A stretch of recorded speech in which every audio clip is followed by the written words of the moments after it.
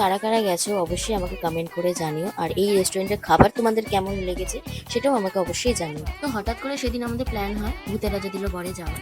আমার first time experience দিয়ে বলছি, আমার খুব ভালো লেগেছে, কিন্তু আমি একটা জিনিসে খুব ডিসঅ্যাপয়েন্টেড হয়েছি, যেটা আমি তোমাদের সাথে একটু পরে শেয়ার করছি। তো ওখানকার খাবার দাবার ভালোই ছিল, একটু আমার মনে হলো একটু দাম বেশি ছিল, কিন্তু খাবার দাবার যথেষ্ট ভালোই ছিল, স্বাদও ভালো ছিল। যারা যারা ভূতের রাজা দিল বরে গেছো তারা অবশ্যই অ্যাম্বিয়েন্সটা দেখেছো, তোমাদের হয়তো ভালো লেগেছে। আমারও যথেষ্ট খুবই সুন্দর লেগেছে, পরিষ্কার পরিচ্ছন্ন আর এত সুন্দর সাজানো গোছানো। ব্যাকগ্রাউন্ডে ভূতের রাজা দিল বরের গানও চলছিল। তো ওখানে আমাদের সার্ভ করলো মেনু কার্ডে অনেক কিছু দেখলাম। লাস্টে আমরা ভাবলাম দুটো ফিশ ফ্রাই অর্ডার করি। প্রথমে অর্ডার দিচ্ছিলাম ইলিশ ফিশ ফ্রাই, যেটা বললো নেই, কাটা হবে প্রচণ্ড। তো সেই অন্দাজে আমরা ভেটকি ফিশ ফ্রাই অর্ডার দিলাম। তো যাই হোক, যখন ইলিশ ফিশ ফ্রাইতে কাটা রয়েছে তো তাহলে সেটা মেনু কার্ডে লেখাটা উচিত ছিল না। যাই হোক, সেটা আমাদের রেকমেন্ড করলো যে এটা দিলে আপনাদের কাটা লাগবে, সেই জন্য আমরা ওটা ক্যান্সেল করে ভেটকি মাছেরই ফিশ ফ্রাই অর্ডার দিলাম, যেটা অ্যাজ ইউজুয়াল আমরা সবাই খেয়ে থাকি। যাই হোক, টেস্টও ভালো ছিল।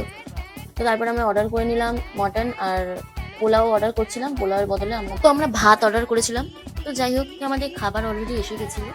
তো ওখানকার স্টাফ এসে বললো যে আমরা সার্ভ করে দেবো, তো আমি বললাম না, আমরাই সার্ভ করে দেবো। ওখানকার স্টাফের ব্যবহার খুবই ভালো ছিল।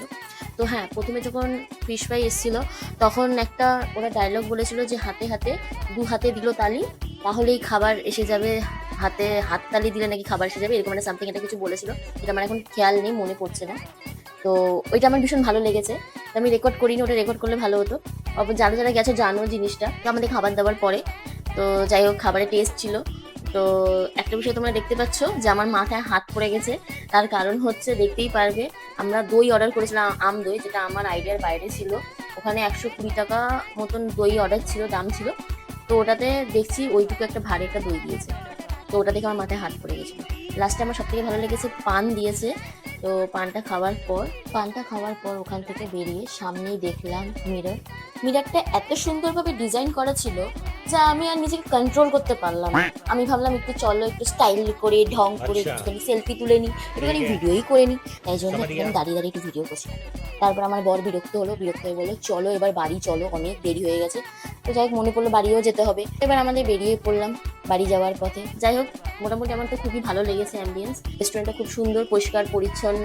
আমার ফার্স্ট টাইম এক্সপিরিয়েন্স দিয়ে বলছি, যথেষ্ট ভালো। তো যারা যারা যাওনি তারা একবার ভূতের রাজা দিল বরে একবার খেয়ে আসো, তোমাদের আশা করি খুব ভালো লাগবে।